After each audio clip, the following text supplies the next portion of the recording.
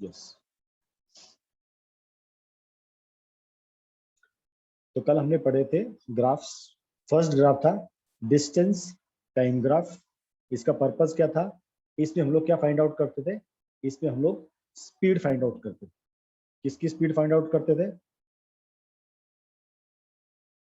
जो भी चीज हमको गिवन है, हमको डिस्टेंस पता था, हमको टाइम पता है, हम क्या फाइंड आउट करते थे? स्पीड फाइंड आउट करते थे। तो दो तरह के ग्राफ हमने पढ़े थे, uniform speed graph and non uniform speed graph. फिर दूसरा हमने पढ़ा था वेलोसिटी टाइम ग्राफ। दूसरा हमने पढ़ा था वेलोसिटी टाइम ग्राफ। इसका पर्पस क्या था? इसे हम फाइंड आउट क्या क्या करते हैं? हम इसे डिस्टेंस फाइंड आउट करते हैं, और हमने कल एक्सेलरेशन फाइंड आउट किया था। जीरो एक्सेलरेशन है, पॉजिटिव एक्सेलरेशन है, रिटार्डेशन है, ठीक है।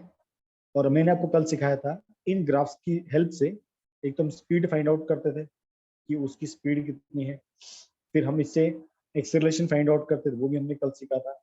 डिस्टेंस कैसे फाइंड आउट करना वो हम कल सीख रहे, तो उसी को हल्का फुल्का में रिवाइज कर, ताकि आप लोगों की रिवीजन हो जाएगी, तो आप लोगों के लिए अच्छा। स्टार्ट करें?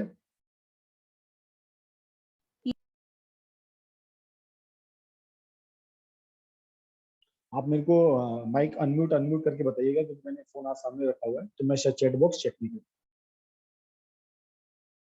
तो कल का हम हल्का सा रिकैप करते हैं। हमने फर्स्ट जो पढ़ा था चार्ट वो था डिस्टेंस टाइम ग्राफ। ये ग्राफ कैसा होता है? ऐसा जिसको हम कोऑर्डिनेट एक्सिस पे प्लॉट करते हैं। एक्सिस पे हमेशा क्या होता है? टाइम। वाई एक्सिस पे हमेशा क्या होता है? डिस्टेंस। ठीक है। तो मान लीजिए मैं एक पॉइंट यहाँ पर ले लेता हूँ, ये इस पॉइंट पर।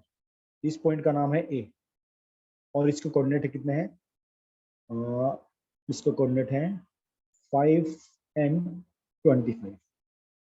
दूसरे पॉइंट के कोऑर्डिनेट कहाँ पर है? ये मैं पहले ओ पोजीशन पे था। ओ के कोऑर्डिनेट हमेशा क्या होता है? 0 0। ओ को क्या बोलते थे? ओरिजिन। मैं 0 पे ओ पे था, मैंने किक मारी, स्टार्ट की, और मैं धीरे धीरे कहाँ पहुंच गया?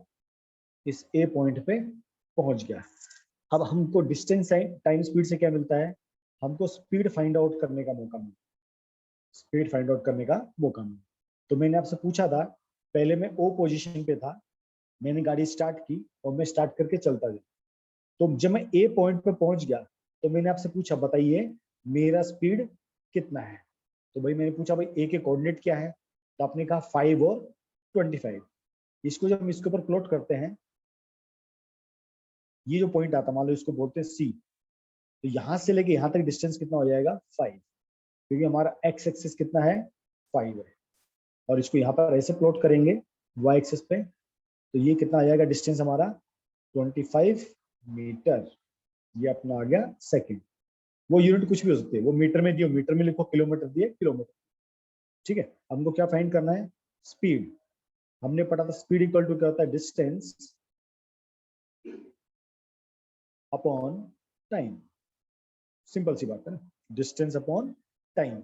अब भाई डिस्टेंस पहले मैं कहा था ओ पे, अब कहां पर पहुंच गया? ए पे। ठीक है। तो अब मेरे लिए मैंने कितना डिस्टेंस कवर अप किया? तो ये डिस्टेंस देखो, अगर इसको हम प्लॉट करते हैं यहाँ पर, तो ये मेरा डिस्टेंस है। तो मेरा डिस्टेंस कितना है? 25। मैंने कितना टाइम लिया? 5 सेकेंड। तो नीचे आ गया 5।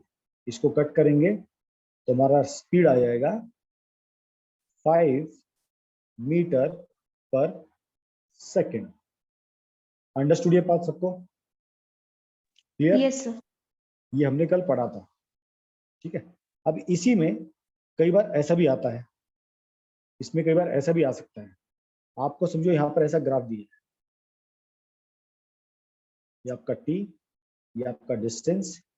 वो समझो मान लो पहले इस पोजीशन पे था, ए पोजीशन पे, थोड़ी देर में पहुंच गया बी पोजीशन पे। ठीक है।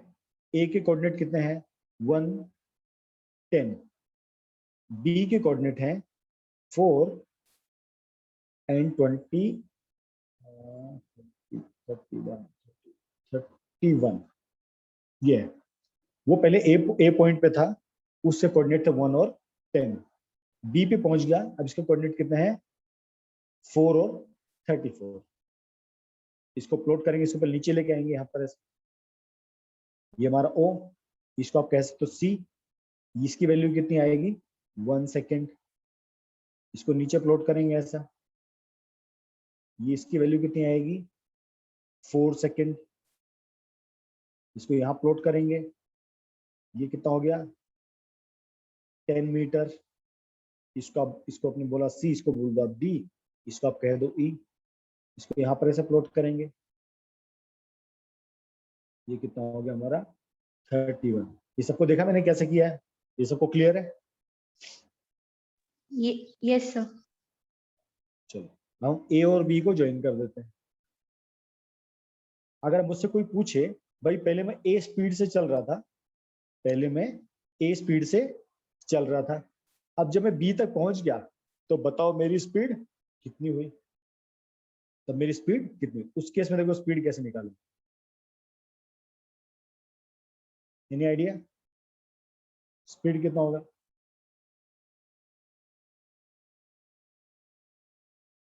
आपको अनम्यूट करके बोलना, distance upon time. Distance upon time. Distance upon time. तो डिस्टेंस क्या होगा इस केस में? 31। यस, एकदम सही बात। और टाइम 4 सेकंड। यस। तो आप कभी इससे कंफ्यूज मत होना भाई आपको ए दिया था या बी दिया था, मैंने आपसे पूछा भाई बी पे कितना वेलोसिटी होगा, ए से कोई मतलब ही नहीं। हाँ, अगर वो बात करे चेंज इन स्पीड, मैंने कितना स्पीड ज्यादा किया, अगर आपसे ये पूछा, अगर क्वेश्चन चेंज हो जाए वो चेंज इन स्पीड बताओ, तो change in speed 31 minus 10 upon 4 minus 1। हाँ ऐसा, तो याद कितना होगा 21/3, यहाँ पर आ गया 7 मीटर पर सेकेंड, मतलब मैं पहले जिस स्पीड से चल रहा था अब मेरी स्पीड थोड़ी बढ़ गई है। अंडरस्टूड? ये डिफरेंस सबको याद रहेगा? Yes sir. Yes sir. चलो गुड, अगले कॉन्सेप्ट पे चलते हैं। सेकंड टाइप का हमारा जो ग्राफ था वो था हमारा स्पीड टाइम ग्राफ। इससे हम दो चीज फाइंड आउट करते थे, कौन कौन सी? इससे हम क्या क्या फाइंड आउट करते हैं बताइए स्पीड टाइम ग्राफ से?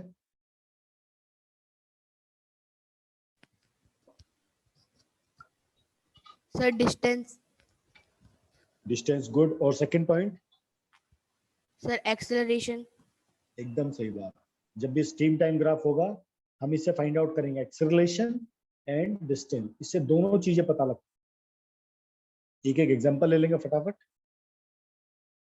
हमने वापस ग्राफ बनाया, अब यहाँ पर डिस्टेंस की जगह क्या आएगा स्पीड एस, यहाँ पर आएगा टाइम, ठीक है। सेम वही चीज, अब मैं ए पॉइंट पर हूँ, ए पॉइंट के कोऑर्डिनेट है 1 और 10, अब पहुंचा बी पॉइंट, इसके कोऑर्डिनेट है 4 और 31, ठीक है। इसको ऐसे सेम प्लॉट करेंगे। एक्सेलरेशन क्या होता है? किसका माइक ऑन है तो प्लीज माइक ऑफ कर लो। एक्सेलरेशन होता है change in speed upon time.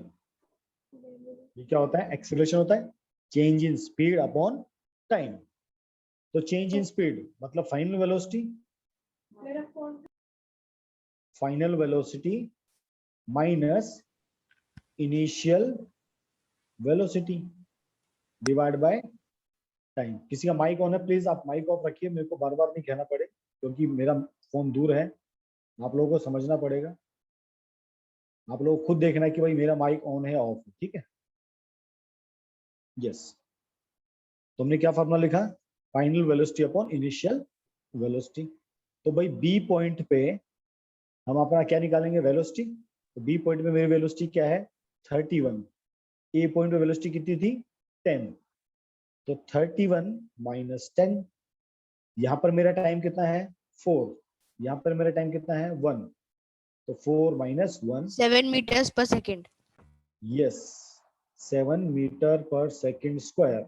याद रखना एक्सेलरेशन मीटर पर सेकंड स्क्वायर होता है। यस ये सर। अंडरस्टूड सबको? ये हमने कल भी पढ़ा था, इसको हमने जस्ट एक बार रिवाइज कर लिया। तो जो स्पीड टाइम ग्राफ होता है उससे आपको एक तो मिलता है एक्सेलरेशन, ठीक है, अब इससे और क्या मिलता है, डिस्टेंस मिलता है। ये कल पार्ट हमने सारा नहीं पढ़ा था, हमने जस्ट इसको स्टार्ट किया।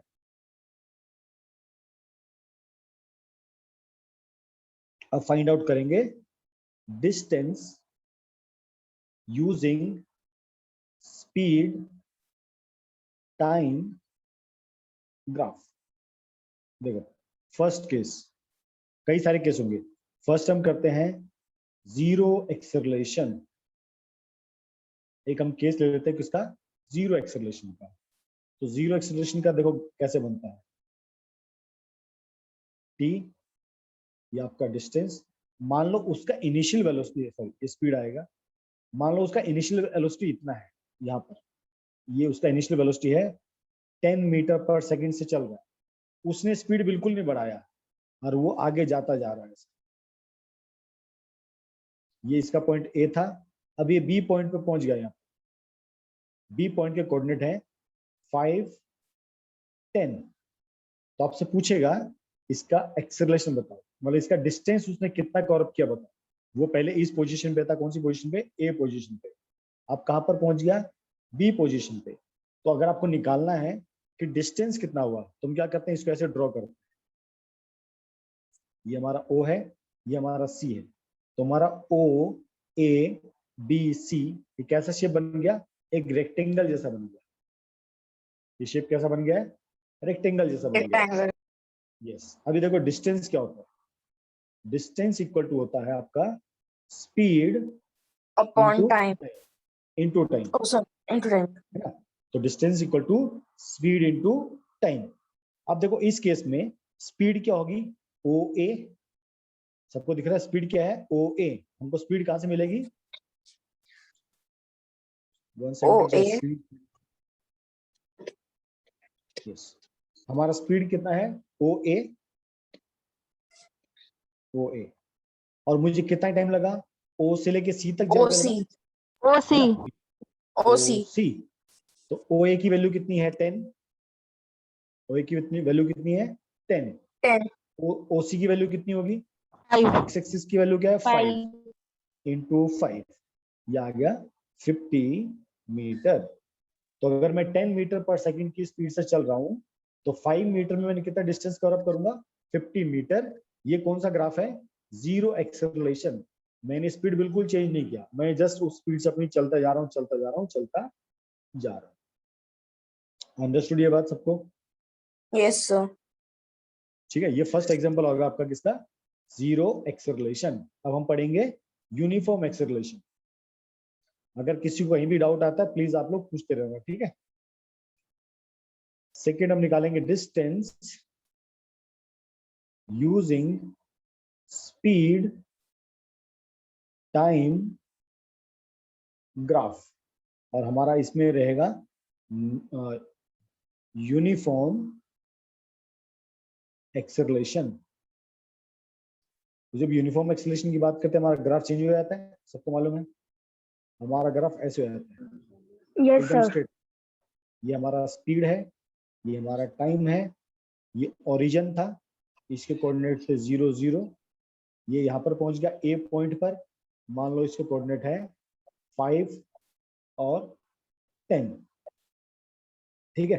अब वो कहेगा भाई मैं पहले ओ ओरिजिन पे था, अभी कहाँ पहुंच गया, ए पॉइंट पे पहुंच गया, तो बताओ मैंने कितना डिस्टेंस कवर अप किया। तो क्या करेंगे, हम पहले इस ट्राइंगल को कंप्लीट करें। हम क्या करेंगे, इस ट्राइंगल को कंप्लीट करेंगे। तो मैंने इसको ऐसे ज्वाइन किया इधर, तो इसके नीचे जो भी एरिया इस ट्रायंगल के नीचे, तो जब इसको कैलकुलेट करेंगे इससे हमारा निकलेगा डिस्टेंस। तो यहां भी देखो आपका distance equal to speed into time होता है, ठीक है।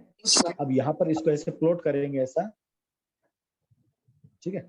ये हमारा कितना हो जाएगा, 10 मीटर। 10 मीटर, ये हमारा कितना हो जाएगा, 5 5 मीटर। ठीक है। अब ये शेप कौन सी है, ट्रायंगल की शेप, ठीक है। तो आपका area of triangle half into base into height, height, height, half इसका बेस क्या हो जाएगा, ओबी, इसका बेस क्या है, ओबी, ओबी इंटू इसका हाइट क्या हो जाएगा, AB ए की मतलब ओ एस, आप इसको ए बी भी लिख सकते हो और आप इसको ओ एस भी लिख सकते हो। तो आपका हाफ, ओ बी की वैल्यू कितनी है 5, ए बी की वैल्यू कितनी है 10, इसको कट करेंगे 5 तो कितना आ गया 25 मीटर। तो मैंने 0 से चला था और ए पॉइंट तक पहुंचा, मैंने कितना डिस्टेंस कवर अप किया 25 मीटर। meters. अंडरस्टूड सबको? Yes, sir. चलो गुड। आई चैप्टर अपन फिनिश करेंगे क्योंकि चैप्टर काफी दिन से चल रहा है अभी, फिर आपका क्योंकि केमिस्ट्री का चैप्टर भी हमको स्टार्ट करना है। So कौन सा चैप्टर शुरू करना है इसके बाद? Matter in around surrounding start कर देंगे। Okay, sir. sir. आप लोग सेल कहेंगे तो सेल स्टार्ट कर देंगे और तो मैटर सेल कर दीजिए, सेल में थोड़ा डाउट था। डाउट तो सब में रहेगा, देखते हैं अभी आप लोगों से रिव्यू लेंगे एक बार।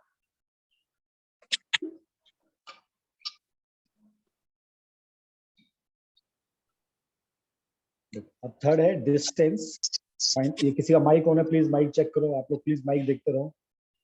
Distance using speed time graph. इस बार हम लेंगे रिटार्डेशन।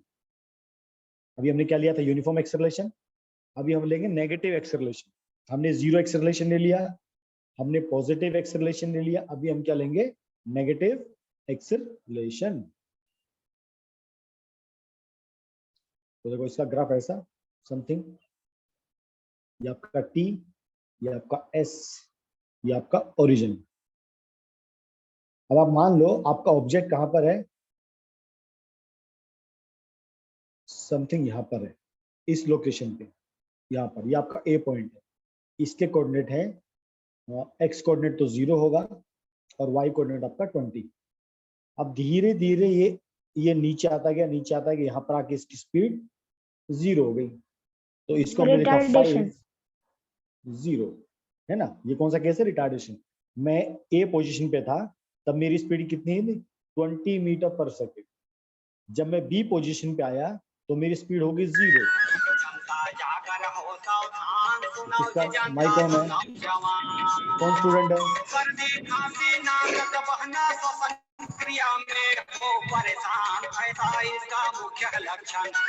कोई भी राम लागू?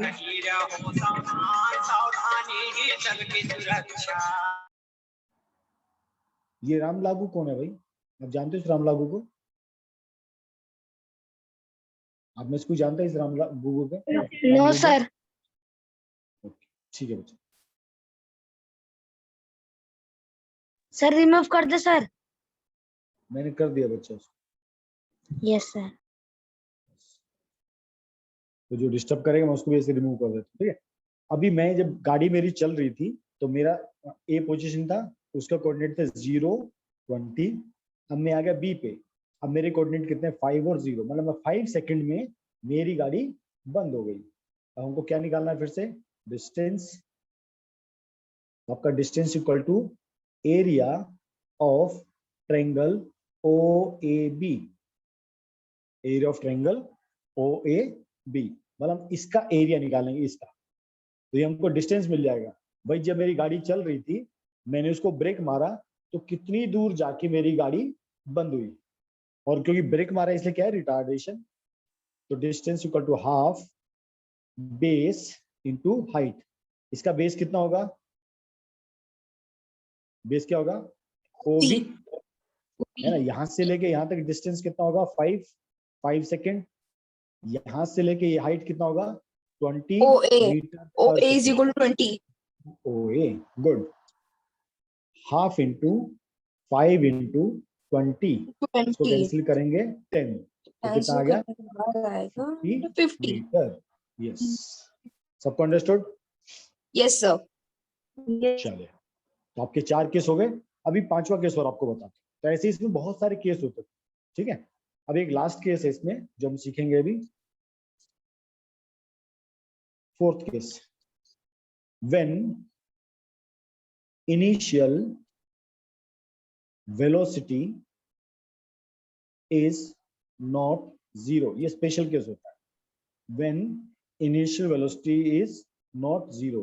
ये देखो इसका ग्राफ, ये चार्ट कैसा रहता है, ये मेरा टाइम t, ये मेरा स्पीड s। अब मेरी बॉडी O से स्टार्ट नहीं हो रही, वो समथिंग यहाँ पर है A पॉइंट पे, ठीक है।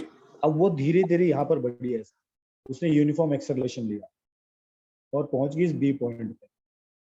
अब आपसे पूछेगा बताइए अब मैंने कितना डिस्टेंस कवर किया। तो जब इसको हम ज्वाइन करते हैं, इसको जब ऐसे ज्वाइन करेंगे तो बताइए कौन सा शेप बनेगा। इस शेप को क्या कहते हैं, बताइए कौन सा शेप। क्वाड्रिलेटर। क्वाड्रिलेटरल तो वो होता है कि जिसकी 4 साइड होती है। रेक्टेंगल भी एक क्वाड्रिलेटरल है, स्क्वायर भी एक क्वाड्रिलेटरल है, पैरेललोग्राम भी एक क्वाड्रिलेटरल है। तो ये कौन सा quadrilateral? Rhombus. Trapezium. Yes yes, trapezium, एकदम करेक्ट जवाब। किसने बोला trapezium? Sneha. Yes, good Sneha. This is a trapezium. Trapezium मतलब जिसकी 2 साइड पैरेलल होती है, 2 साइड नॉन पैरेलल होती है। इसमें देखो ओ ए ये साइड है, it is parallel to this B C, और ये साइड दोनों पैरेलल नहीं है। ये कब आता है? जब इनिशियल वेलोसिटी 0 नहीं होती। इस टाइम ऑब्जेक्ट कहां पर है? ए पोजीशन पे, ठीक है, वो 0 से स्टार्ट नहीं कर रहा, तो इसकी कुछ वैल्यू So है। मतलब आपने जैसा लिखा है कि when initial velocity is not zero, और Yes. वो आपने ग्राफ में दिखाया है कि वो A से स्टार्ट हुआ है सीधा, तो मतलब हाँ, उसने जब हमने क्वेश्चन स्टार्ट किया तभी वो उसी स्पीड से उसने स्टार्ट किया था डायरेक्ट। यस यस, मतलब मैं, आप समझो रोड पे चल रहे हो, ठीक है, आप रोड पे चल रहे हो और मैंने उसी टाइम से आपको कैलकुलेट किया। तो जब आप ऑलरेडी चल रहे हो, मैंने कहा कि अभी आपकी स्पीड कितनी, आपने बोला सर मैं 20 मीटर पर सेकंड से चल रहा हूँ। मैंने अभी से आपका टाइम नोट कर लिया कि मेरे पास से जब आप निकले तब आपका स्पीड कितना है, 20 मीटर पर सेकंड। आप थोड़े आगे पहुंच गए बी पॉइंट पर। अब मैंने पूछा अभी आपका स्पीड कितना है, आपने कहा सर मेरा स्पीड अभी है 5:30। आप मेरे से जब स्टार्ट करके गए, आपका टाइम क्या था? 0। एक्स एक्सिस क्या बताता है? टाइम। वाई क्या बताएगा? आपका स्पीड। तो मैंने आपसे पूछा आपका स्पीड कितना, आपने कहा 10 मीटर पर सेकंड। तो मैं आपके साथ साथ चलता रहा, 5 सेकंड बीत गए, तो मैंने आपसे पूछा अब आपका स्पीड कितना, आपने कहा 30 मीटर पर सेकंड। अंडरस्टूड अभी? तो मैं 0 से स्टार्ट नहीं कर रहा हूं, मैं 10 मीटर पर सेकंड की स्पीड से स्टार्ट। Got it? अब ये जो शेप बन गया ये है ट्रेपेजियम। तो इसका हमको क्या करना पड़ता है? Area find out. तो जब इनिशियल वेलोसिटी 0 होती है, नहीं इनिशियल वेलोसिटी 0 नहीं होती, कोई स्पीड होती है, मतलब आपका u 0 नहीं होता, तब आपका एक ट्रेपेजियम बनता है। तो अब जो एरिया ऑफ ट्रेपेजियम निकालेंगे, एरिया ऑफ ट्रेपेजियम, तो हमारा इससे क्या निकलेगा? डिस्टेंस। देखो बाकी केसेस में कौन सी शेप बनती थी? ट्रायंगल बनती है। इसमें देखो ट्रायंगल बनती है रिटार्डेशन में। यूनिफॉर्म एक्सेलरेशन की बात करते क्या बनता है? ट्रायंगल बनता है। जब 0 एक्सेलरेशन होता है तो क्या बनता है? आपका रेक्टेंगल बनता है। रेक्टेंगल बन सकता है, आपका स्क्वायर बन सकता है। तो आप क्या ग्राफ कैसा, उसके बेस पे हम डिसाइड करते हैं कि डिस्टेंस कैसे निकालें। अंडरस्टूड सबको? ओके, चलो अभी देखो एरिया ऑफ ट्रेपेजियम क्या होता है? Half into sum of parallel sides into height, यही होता है। Half into sum of parallel sides and height, ठीक है। अभी देखो half sum of parallel side, तो ओ ए प्लस दूसरी पैरेलल साइड कौन सी? बी सी, और हाइट क्या हो जाएगी? ओ सी, इसका हाइट है। दोनों पैरेलल साइड्स के बीच में डिस्टेंस होता है, उसको हम क्या कहते हैं? हाइट। तो ये आपका हो गया ओ सी। अब वैल्यू पुट अप करेंगे तो देखो यहाँ का ओ सी का वैल्यू कितना हो गया? 5 सेकेंड। ओ ए का वैल्यू कितना है? 10 मीटर पर सेकेंड। इसका वैल्यू कितना है? 30 मीटर पर सेकेंड। तो half into 10 plus 30 into O C मतलब 5। तो हाफ इंटू 40 इंटू 5 कैंसिल करेंगे 20, कितना आ गया अपना? 100 मीटर। ऐसे बहुत सारे न्यूमेरिकल्स आपको प्रैक्टिस करने हैं। आपको अलग अलग चार्ट्स लेने हैं और अलग चार्ट में देखो कौन सा शेप है। जब भी डिस्टेंस पूछेगा तो जो भी आपका ग्राफ है उसमें आपको एरिया निकालना है। याद रखना क्या निकालना होता है? एरिया। वो एरिया आपका क्या होता है, इक्वल टू डिस्टेंस होता है। अंडरस्टूड सबको ये बात? Yes, sir. सबको क्लियर? एवरीवन प्रेस 1 अगर सबको क्लियर है तो।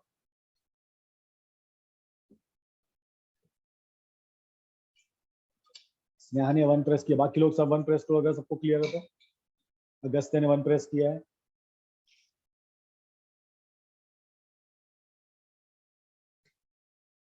चलो good,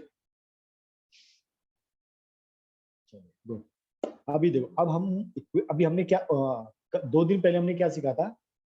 find the equation of the motion using derivation. ठीक है, अभी ग्राफ को देख के डेरिवेशन कैसे निकलता है वो सिखाएंगे। ठीक है, ग्राफ को देख के हम क्या निकालेंगे, अभी इक्वेशंस निकालेंगे। चलो जी, अब देखो इसके लिए आपका एक ही ग्राफ रहेगा, ये आपका ये एक ही ग्राफ होता है।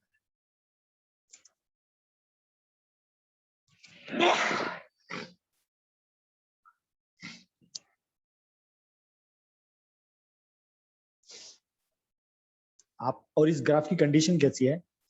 आपकी बॉडी इनिशियल वेलोसिटी u है, इसे हम 0 से स्टार्ट नहीं करते, ये आपका ग्राफ है।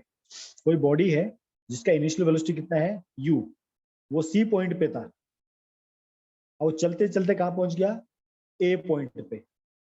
अभी इसका फाइनल वेलोसिटी कितना है v, उसको कितना टाइम लगा 0 से लेके t तक। अब इस ग्राफ, सेम ग्राफ को यूज करके हमको प्लीज माइक ऑन मत कीजिए। इस ग्राफ को यूज करके हमको बाकी तीनों इक्वेशंस फाइंड आउट करनी है। ठीक है, अभी देखिए फर्स्ट इक्वेशन कैसे निकालते हैं। तो फर्स्ट इक्वेशन को जब निकाला जाता है, जो होता है ना v equal to u plus at, तो इसको कैसे निकालते हैं, acceleration equal to change in velocity upon time. सबको याद है, change in velocity Yes, sir. Upon time. ठीक है, अभी हमने फर्स्ट डे में एक चीज पढ़ी थी, आपका OA CA, ये जो CA लेंथ है ये आपका क्या बताता, एक्सेलरेशन बताता है? बताइए, बताता था, मैंने आपको बताया था। ये C पे था, कहां पहुंच गया, A पे पहुंच गया, तो ये लाइन क्या बताती थी?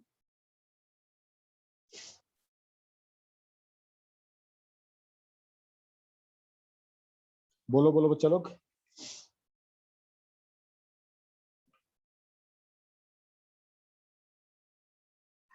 Sir, can you repeat?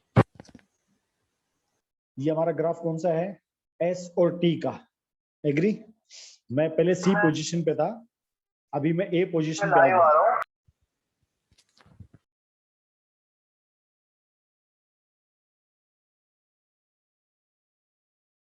बच्चा लोग, मैं आपको बार बार मैं देखो आपको फिर सबको म्यूट कर दूंगा और आप लोग अपने आप को अनम्यूट नहीं कर पाओगे। आप लोग का अननेसेसरी देखो माइक ऑन हो रहा है जो गलत। मैं पढ़ते टाइम देखो, पढ़ाते टाइम ध्यान नहीं रख सकता भाई किसका माइक ऑन है किसका ऑफ है। आप लोग बार बार अगर ऐसे माइक अपने आप ऑन होगा तो क्या होगा, मुझे आप सबका माइक म्यूट करना पड़ेगा, फिर बाद में आपको सिर्फ चैट बॉक्स पे रिप्लाई करना पड़ेगा। तो ऐसी गड़बड़ आप लोग करोगे तो अभी मुझे अगर किसी की अननेसेसरी ऐसी आवाज आई कि उसका माइक अपने आप ऑन हो गया, ठीक है, तो फिर मैं सबका माइक ऑफ कर दूंगा। क्लियर है अभी सबको? Yes, sir. अब ये चीज याद रखना। चलो देखो, ये ग्राफ कौन सा है, आपका स्पीड टाइम का ग्राफ। इसका ग्राफ है स्पीड और टाइम का ग्राफ। तो जो ये लाइन होती है, ये लाइन, ये आपकी कौन सी लाइन होती है, ये आपकी लाइन होती है एक्सेलरेशन की, ये आपको मैंने बताया था। ठीक है, कौन सी लाइन होती है, एक्सेलरेशन की। तो मैं इसको ऐसे लिखता हूं, acceleration equal to slope of CA। ये लाइन, ये पॉइंट कौन सा था, C, ये पॉइंट कौन सा है, A। इसको हम स्लोप भी कहते थे, आपको मैंने पिछली क्लास में पढ़ाया था। एक्सेलरेशन जब आप फाइंड आउट करते हो, इसका मतलब आप इसका स्लोप निकालते थे, हाँ या ना? Yes, sir. ठीक है, Yes, अभी sir. देखो। ओके, आपकी इनिशियल वेलोसिटी कितनी थी?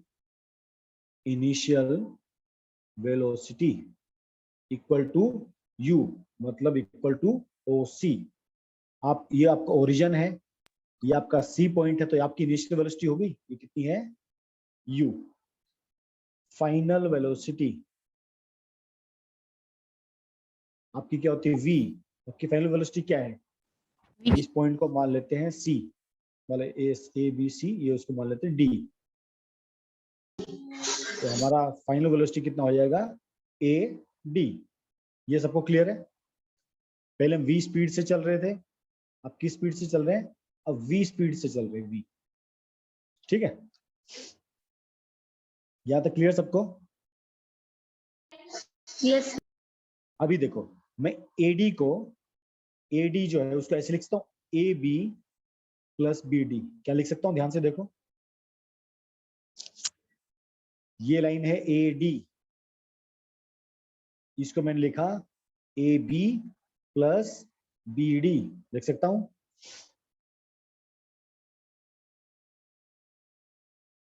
बताइए बताइए, माइक ऑन करके। लिख सकता हूं? ये मेरा पूरा लाइन क्या है? ए डी, तो इसको हम लिखेंगे A B plus B D, लिख सकते हैं ऐसा? Yes, sir. A D equal to A B plus B D. Okay, अभी देखो आगे। अब ए डी जो है, what is my A D? It is my velocity. A D क्या है मेरा? v। ओके, ए बी को ए बी लिखो, और जो देखो मेरा बी डी है, ये जो मेरा बी डी है, ये जो बी डी है, ये इसके इक्वल है, ओसी के इक्वल है, रेक्टेंगल बनेगा नीचे वाला। तो my Yes, sir. This is equal to B D. आप इसको ऐसे लिख सकते हैं, इसको कैसे लिखेंगे? A B equal to U. ठीक है, तो हमारा बन गया equation v equal to U plus A B. अब हमको ए बी की वैल्यू फाइंड आउट करनी है। किसकी वैल्यू फाइंड आउट करनी है?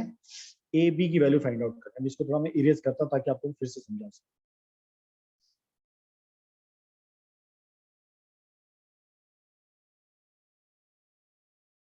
मैं फिर से बताता हूँ क्या क्या है।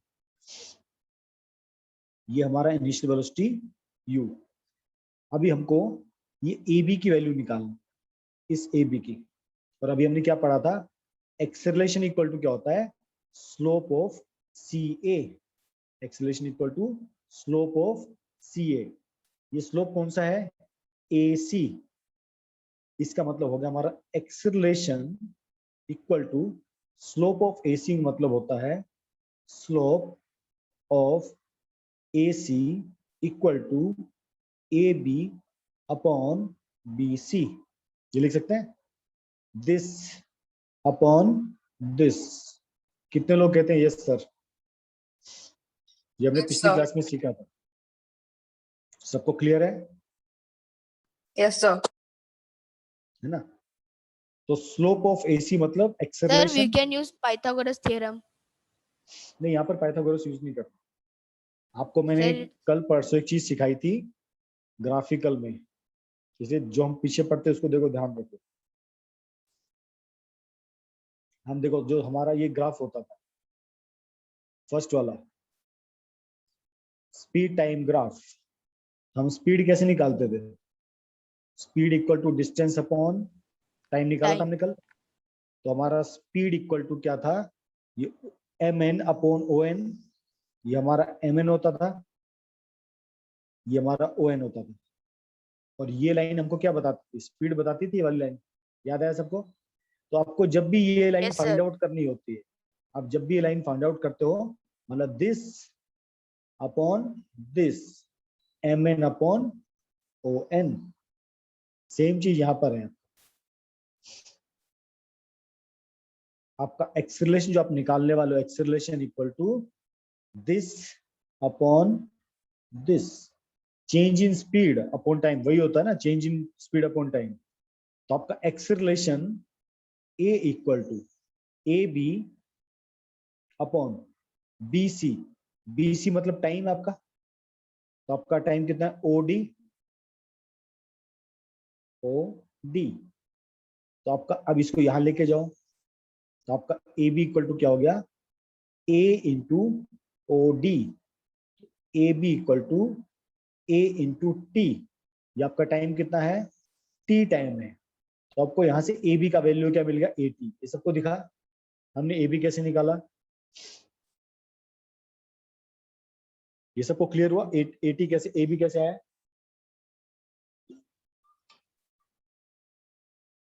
Yes, sir. प्लीज रिप्लाई करते रहो।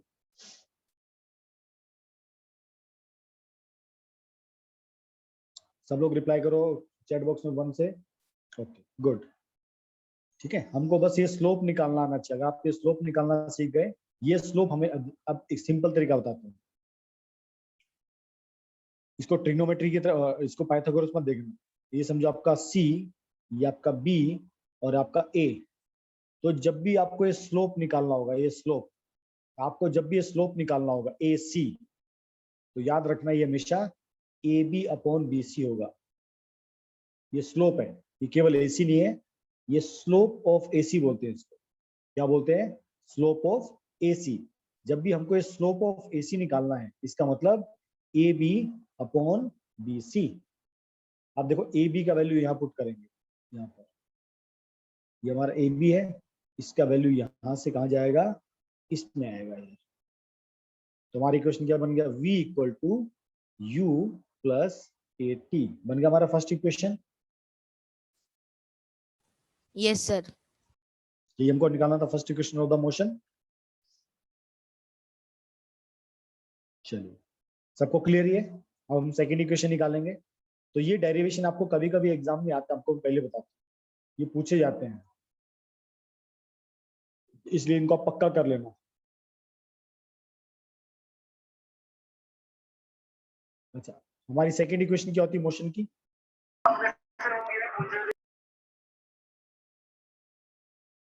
S equal to UT Plus half T square. ये माइक किसका ऑन होता है बार बार, आप लोग ऐसे क्यों कर रहे हो बच्चों। अगस्त्य माइक तुम्हारा ऑन होता है, नो सर, मेरा बंद है। ओके। तुषार तुम्हारा माइक ऑन होता है बार बार बीच में, नो सर।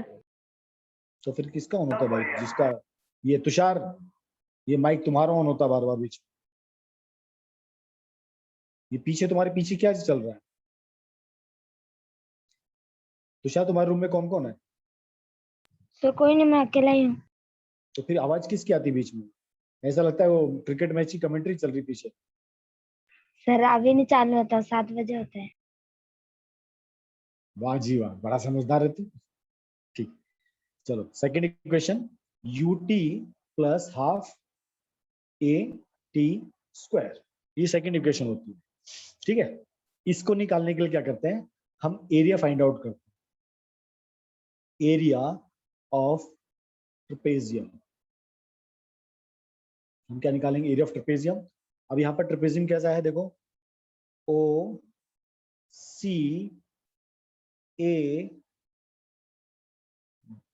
TO बन गया ट्रेपेजियम, इसको यहाँ पर ले लेते हैं D। तो हम एरिया ऑफ ट्रेपेजियम निकालेंगे OCAD। अब देखो ये एरिया ऑफ ट्रेपेजियम है, ये दो तरीके से निकल सकता है। ये इक्वल टू क्या होगा, ये इक्वल टू हो सकता है एरिया ऑफ रेक्टेंगल, कौन सा, OCBD plus area of triangle CAB। सबको नजर आया, देखो मैं इस रेक्टेंगल का एरिया और इस ट्रायंगल का एरिया प्लस कर दूं तो मेरा पूरा एरिया निकल जाएगा। सब लोग एग्री इस बात से, यस सर। सबको क्लियर। तो देखो हम क्या करेंगे, सेकंड इक्वेशन फाइंड आउट करने के लिए S equal to UT plus half AT square निकालने के लिए हम एरिया ऑफ ट्रेपेजियम निकालेंगे। उस एरिया ऑफ ट्रेपेजियम को निकालने के लिए हम क्या यूज करेंगे, area of rectangle OCBD plus area of triangle CAB। ठीक है, अभी देखो ध्यान से, अभी area of rectangle, area of rectangle क्या हो जाएगा आपका, OC इंटू OD हो जाएगा। एक साइड होगी OC, एक साइड होगी आपकी OD। OC की वैल्यू कितनी है, यहां से लेके यहां तक क्या है U, और OD कितना हो गया T, तो यहां से आपको क्या मिल जाएगा UT। अंडरस्टूड सबको ये पार्ट? एरिया ऑफ रेक्टेंगल कैसे निकाला सबको देखा, लेंथ इनटू विड्थ। लेंथ कितना है OD, विड्थ कितना है OC, OC की वैल्यू U, इनिशियल वेलोसिटी कितनी है U, फाइनल और टाइम कितना है T।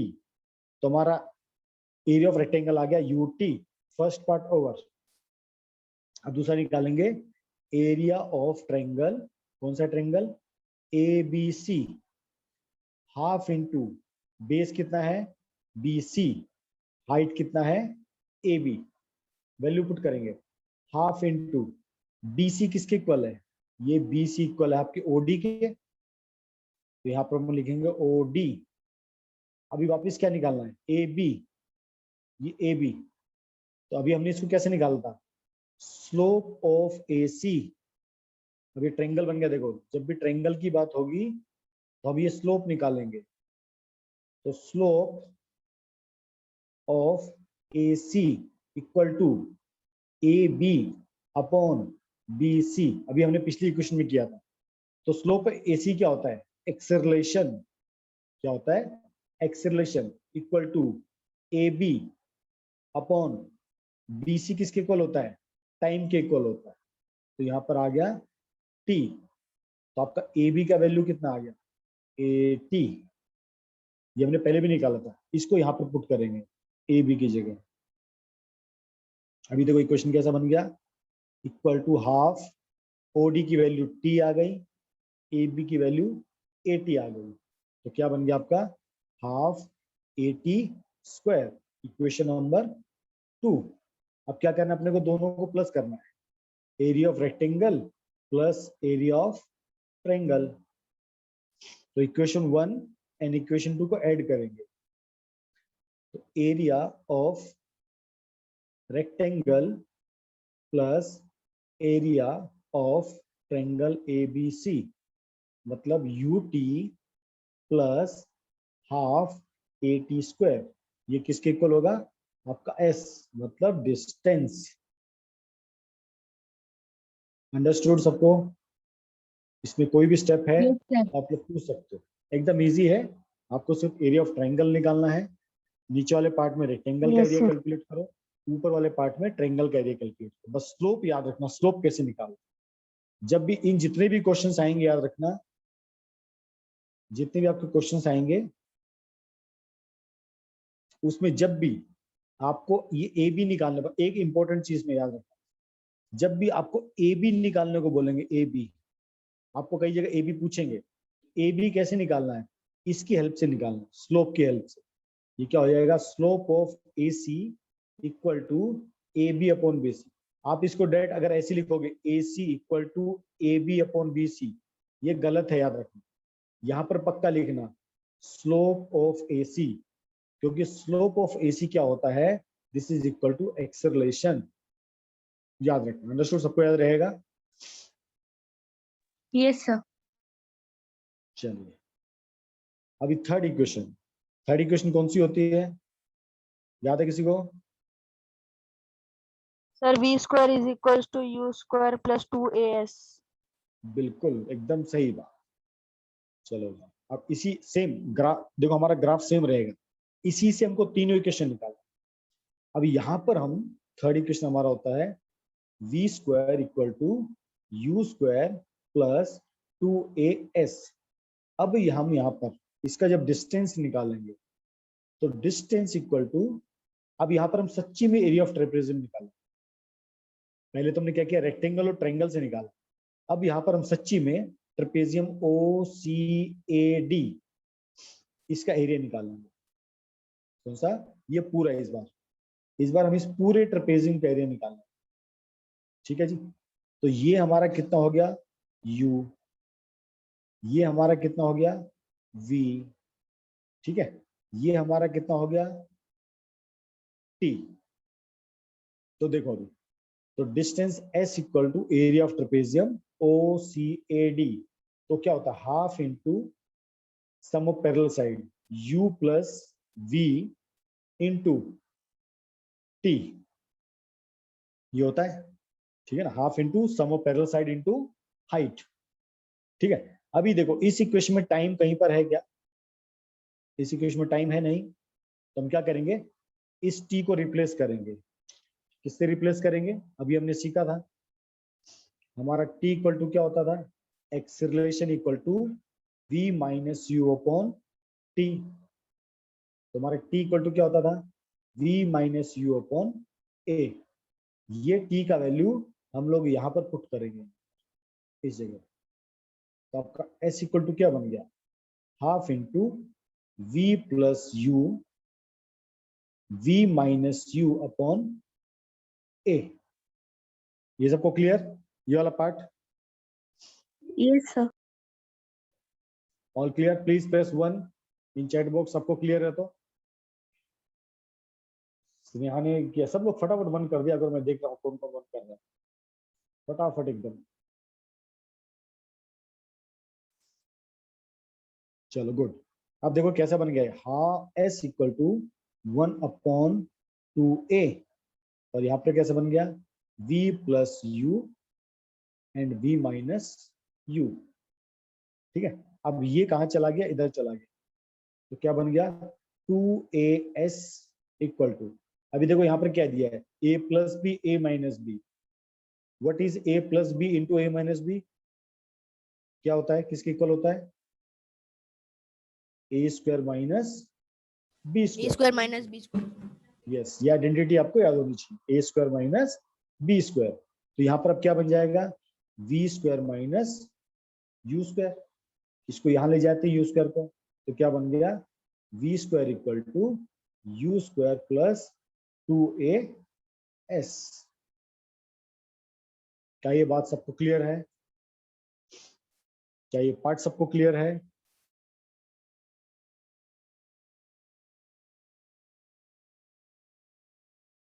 सर यस, सर 2 के साइड में ए कैसे आ गया वो नहीं समझा सर। 2 के साइड में a कहां से आ गया, यहाँ पर ये नीचे a था ना भाई, ये a था, ये नीचे मल्टीप्लाई होकर किसके साथ आ गया, देखो ये वाला मैंने यहाँ लिख दिया, ये वाला मैंने यहाँ लिख दिया, ये तो इसके नीचे था ऐसा, तो ये इसके साथ आ गया, ये यहाँ था, यहाँ पर इसके साथ में आ गया। अभी समझा तुषार? नो सर, यश ने पूछा था सर, समझा। ओके, यस यस, समझ गया अभी? Yes sir. ओके चलो गुड, तो यहाँ पर आपका इक्वेशन डेरिवेशन बाय ग्राफ, देखो हमने 3 इक्वेशन हमने एक ही ग्राफ से प्लॉट करके देखी, तो आप एक ही ग्राफ से आप तीनों इक्वेशन फाइंड आउट कर सकते, एग्जाम में आता है 3 मार्क्स में 4 मार्क्स में आता है, ये सेकंड इक्वेशन और थर्ड इक्वेशन, सेकंड ज्यादा पूछी जाती है, थर्ड भी पूछ सकते हैं और फर्स्ट भी, आती तीनों है पर मैक्सिमम सेकंड वाले का आने का चांस ज्यादा रहता है, इसलिए सेकंड को अच्छी तरह याद करना, कैसे डेरिवेशन हम करते हैं, कैसे ग्राफिकल से निकालते हैं, आपको आना चाहिए।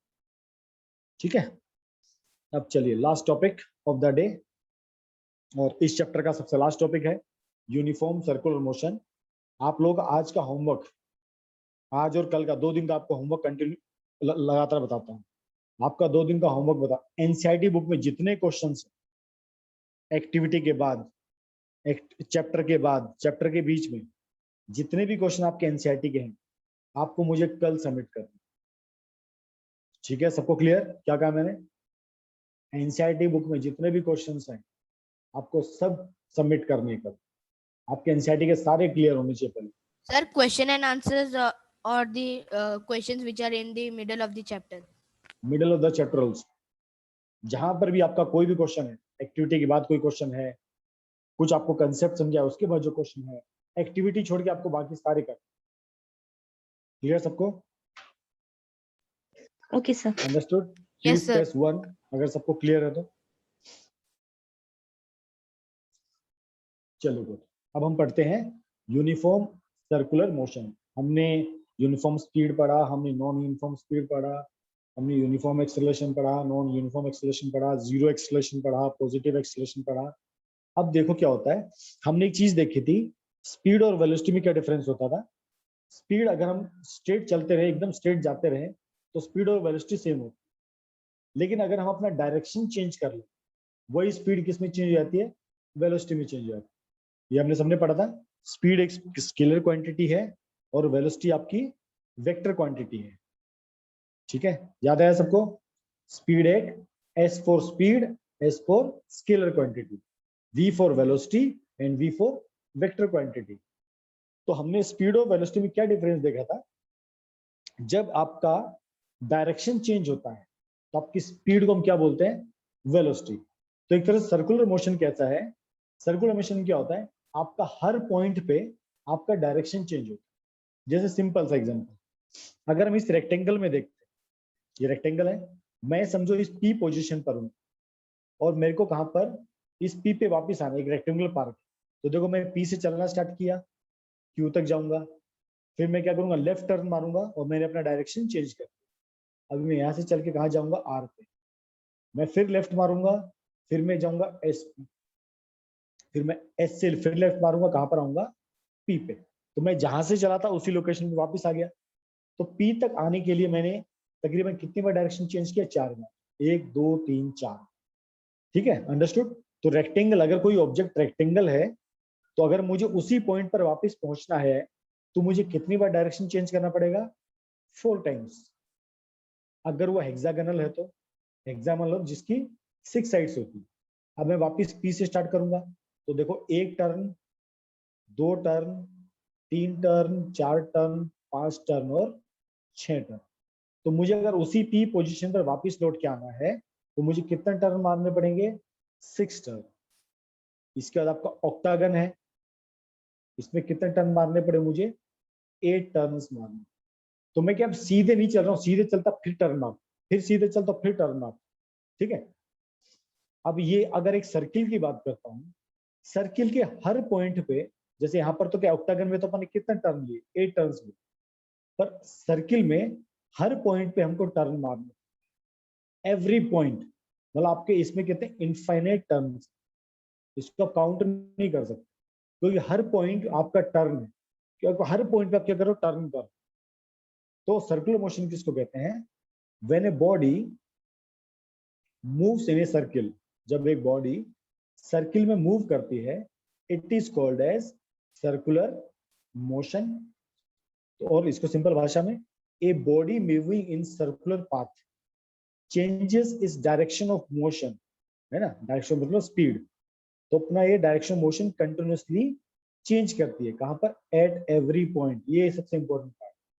तो अगर कोई बॉडी सर्कुलर पाथ में जब भी ट्रेवल करती है, इसका डायरेक्शन ऑफ मोशन, मतलब जिस डायरेक्शन में मोशन कर रही है, चल रही है, ये बार बार चेंज करती है। और कहां पर, एट एवरी पॉइंट। आपका सर्किल, आप सर्किल को क्या कहते हो, it is a collection of infinite points, है ना। सर्किल क्या होता है, it is a point, collection of points at infinite points.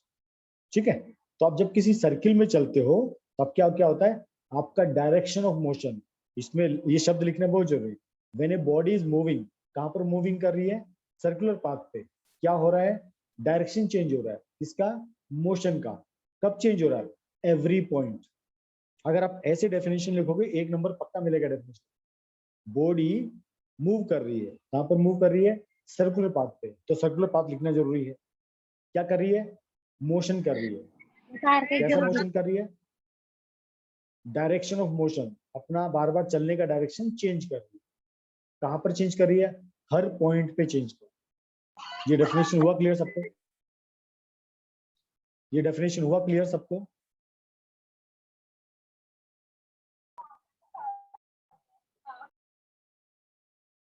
Tushar, ये माइक तुम्हारा बार बार ऑन होता है, प्लीज आप अपने माइक को आप कंट्रोल करो भाई,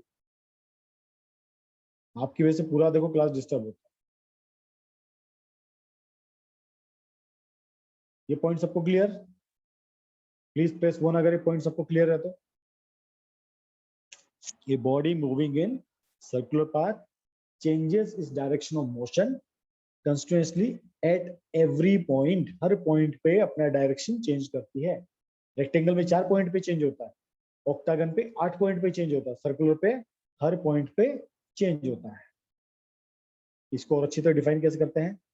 When a body moving along, ये मैंने कई सारी डेफिनेशंस लिखी, तो आपको जो ठीक लगे आप लिख सकते हैं। A body moving along a circular path, then its direction of motion keep changing continuously. Her point पे डायरेक्शन चेंज होता है।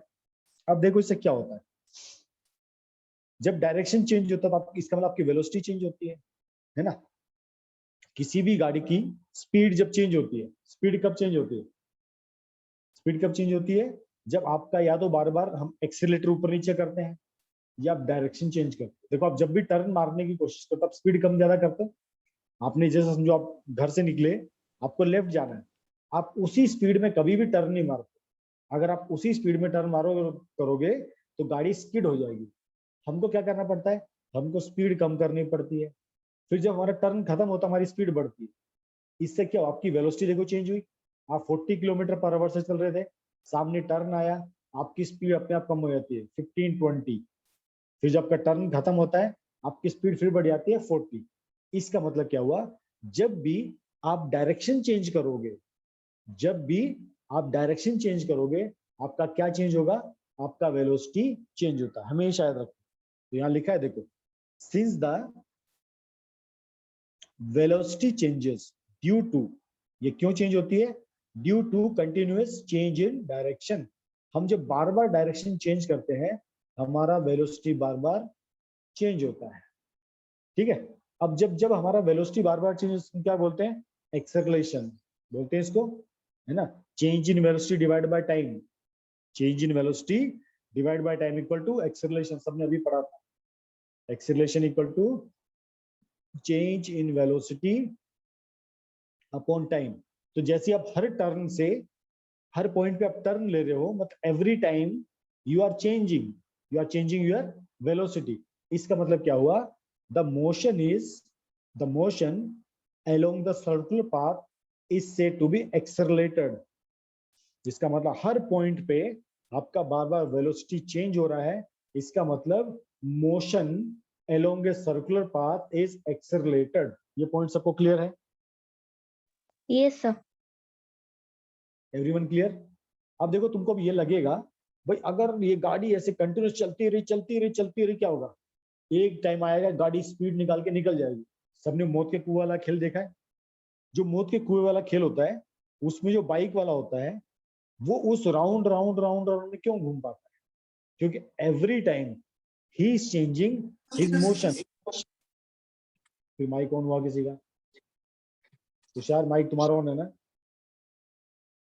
तुम नहीं मानोगे तुषार। सर अगस्त तुषार? का था। अगस्त आपका था माइक ऑन? सही डाउट था पूछो बच्चा, डाउट क्या?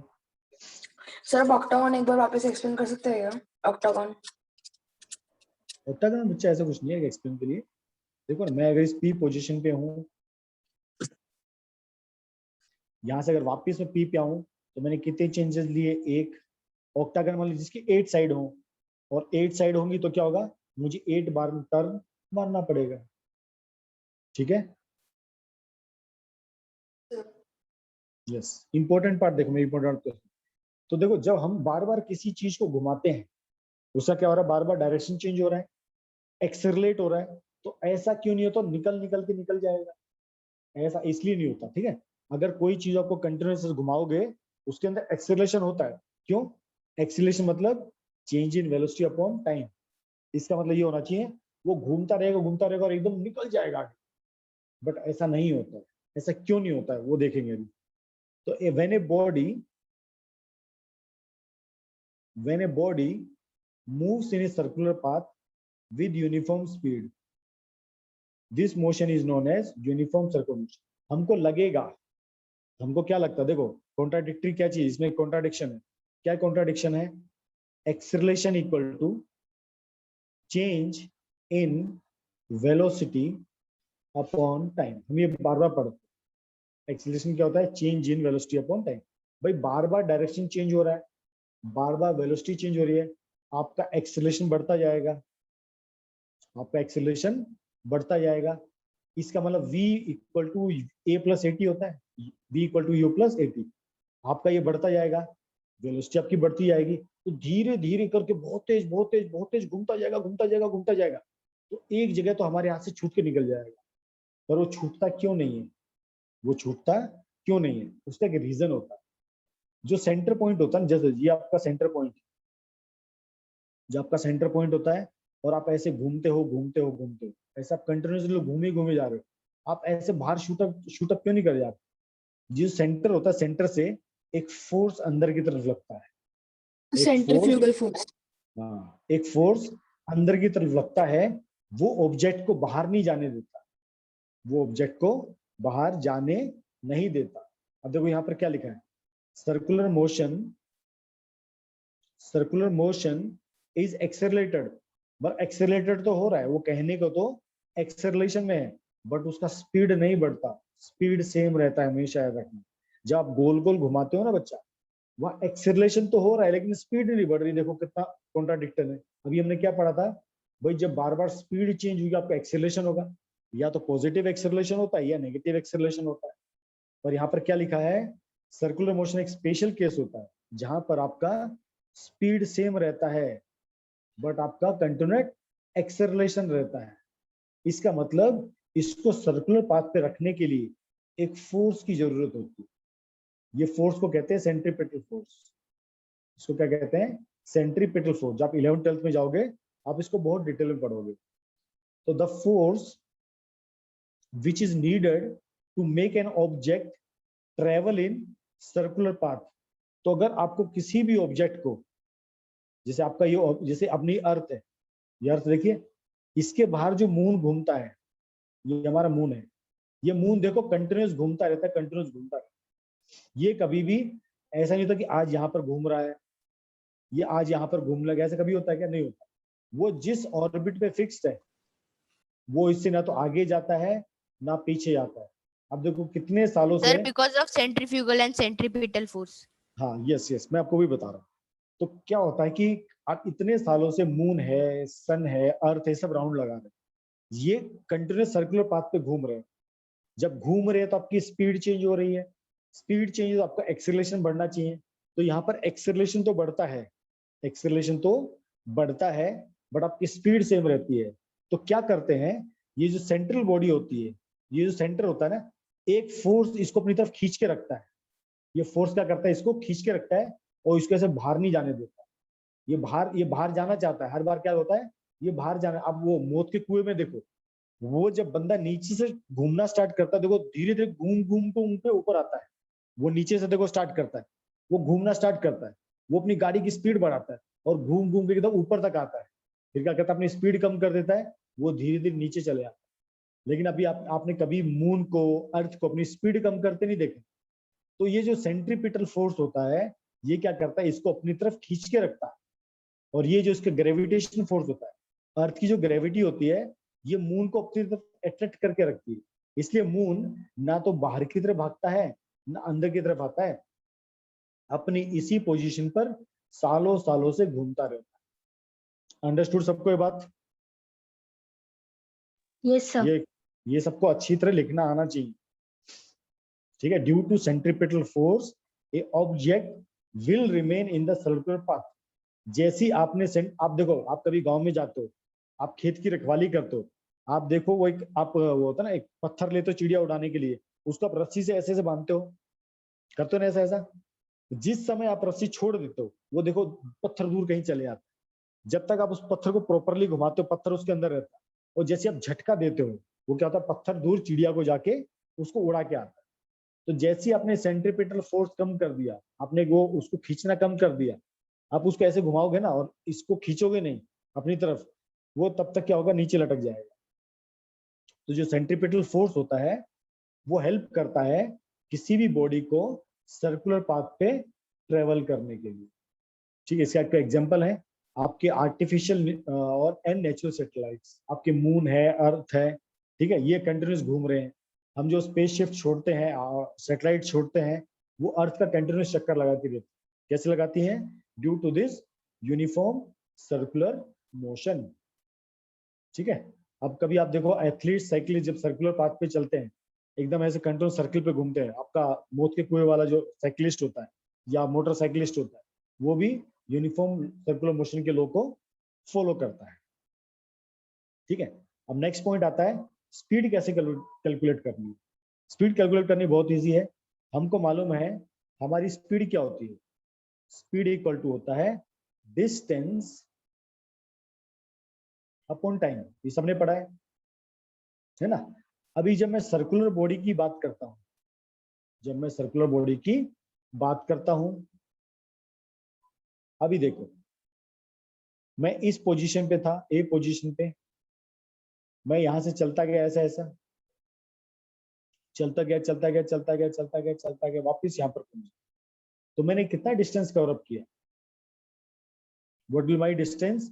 It will the circumference of circle, यही होता है ना। मैंने पूरा सर्किल घूम लिया, तो मेरा डिस्टेंस कितना हो गया? Circumference of the circle divide by time, divide by time. इसका मान लो रेडियस कितना है? r, तो what will the distance? It is 2 pi r। सबने पढ़ा सर्कमफेरेंस क्या होता है? सबको मालूम है सर्कमफेरेंस क्या होता है? Please reply.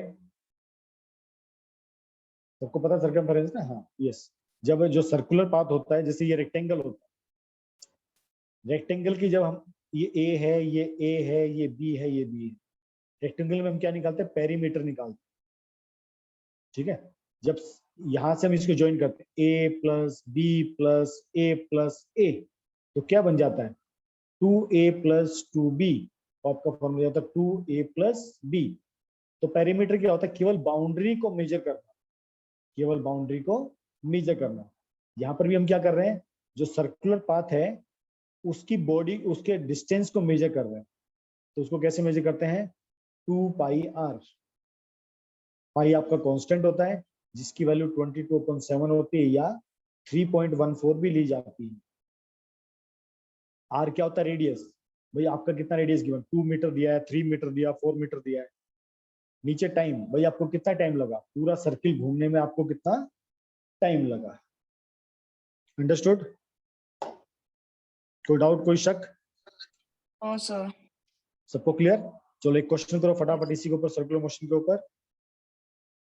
आपको टाइम दिया है 2 मिनट और आपको रेडियस दिया है 105 metre. Find the speed.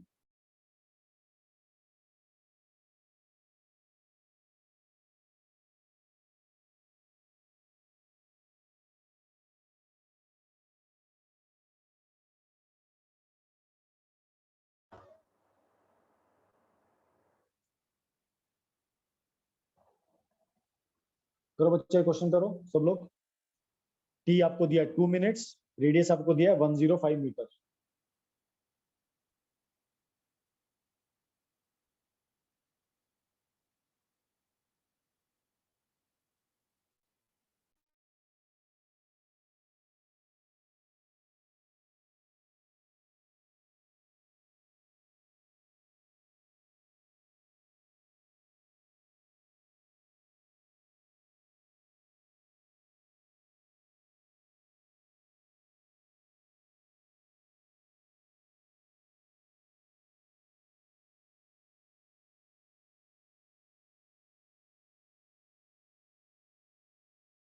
Sir